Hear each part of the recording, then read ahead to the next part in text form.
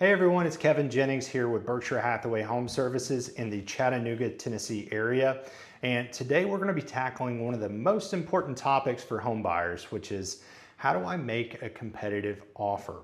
So if you've ever lost out on a home, maybe because your offer just wasn't strong enough, or maybe you're even worried about overpaying in today's market, this video is absolutely for you. So we're going to be breaking down several key components, but how do I assess the market before even making an offer? How do I craft a winning strategy for both a seller's market and a buyer's market? But more importantly, I'm going to give you some insider tips on how we can beat out other buyers without necessarily spending more money. So by the end of this video, I think you're really going to be able to know exactly how to make an offer that sellers really take seriously, but most importantly, how to win your dream home. So let's dive in. Step number one. So understanding market conditions, super important. So before you even think about writing an offer, we really need to understand what kind of market we're in currently. So this really changes everything about how we need to approach negotiations.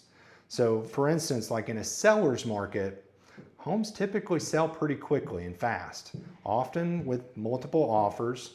Prices are on the rise and homes actually may sell above that asking price. Sellers do unfortunately have the advantage in this market, meaning that buyers really need to make a strong competitive offer to be seen.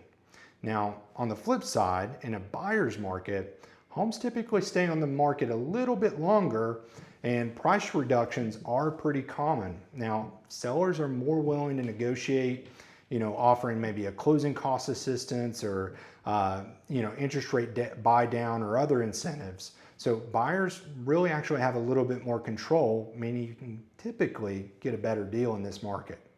Now, a great real estate agent like myself obviously can help you analyze, the market and how aggressive our offer really needs to be depending on the market we're currently in.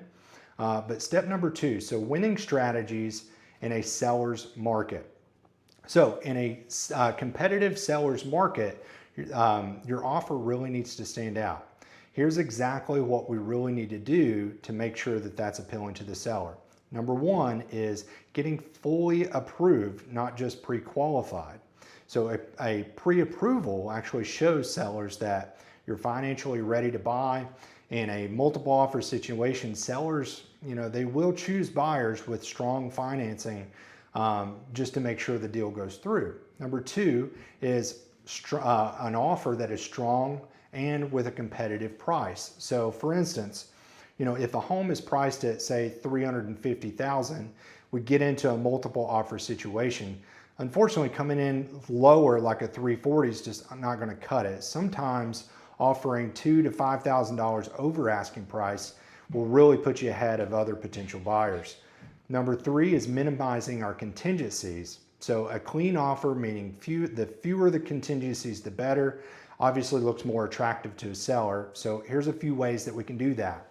For inspections, we can shorten the inspection period and offer to cover minor repairs, maybe appraisal gap contingencies, meaning you'll cover the difference up to a certain dollar amount if it weren't to appraise. Financing, making sure that once we're fully approved, we can actually remove that financing contingency.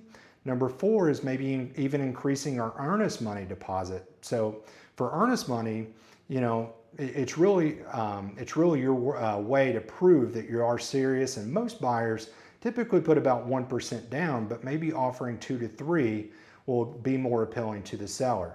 Number five is going to be being flexible on the closing and possession dates. So for instance, if a seller needs extra time to move out, offering a leaseback situation or maybe even adjusting closing timelines can make your offer stand out even more without costing you extra. So number three is negotiation tactics or strategies in a buyer's market. So now that now that you're buying in a buyer's market, you often have more negotiation powers. Here's how we actually use that to your advantage. So number one is start with a strong offer, but don't overpay. You don't have to go above asking price to make the offer or or I'm sorry, you don't have to go over the asking price, but making an offer too low can turn sellers away. A fair offer is going to be backed by recent sales. Number two, ask the seller for concessions. So this is where you can save thousands of dollars. In a buyer's market, sellers are more likely to cover things like, maybe closing cost, or maybe even a home warranty, or mortgage rate buy down, which can lower your monthly payment, of course.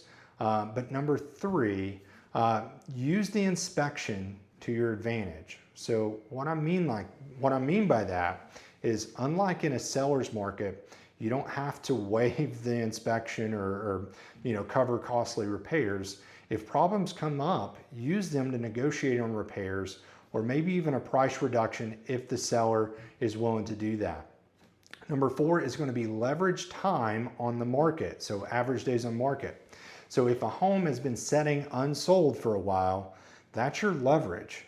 Sellers are more likely to negotiate a home when it's been on the market for, say, 30 plus days. Now, step four is going to be advanced offer strategies. So these are sort of insider tips. No matter the market, these advanced strategies can really tip the scales in your favor without necessarily spending more money. Number one, write a personal letter to the seller. So for instance, I had a client that wrote a letter to the seller talking about their family, their needs, their wants, and how much they really love the home. There was 5 actual offers on the property, and with that really emotional touch to the sellers, they ended up accepting our offer over the others. So number two, work with a skilled agent that really knows how to negotiate. So the agent you choose really matters. A good agent will not only guide you through the process, but also negotiate on your behalf. So if you're working with an agent who just submits offer without strategy, or without really talking to you about strategy, that's really a disadvantage. So number three, be ready to act fast. Once again, great homes, they don't last long. So if you find yourself in love with the house, be prepared to submit an offer immediately. The longer you wait, the more competition you'll potentially face. So final thoughts, making a competitive offer isn't just about throwing money at a deal. It's about strategy, preparation, and knowing the market. So if you're a buyer looking at possibly buying a home here in the greater Chattanooga area, I'd love to help you craft the perfect offer and get into that dream home. So feel free to call, text, or email me. Make sure to hit the subscribe or like button, and I'd be always here to help.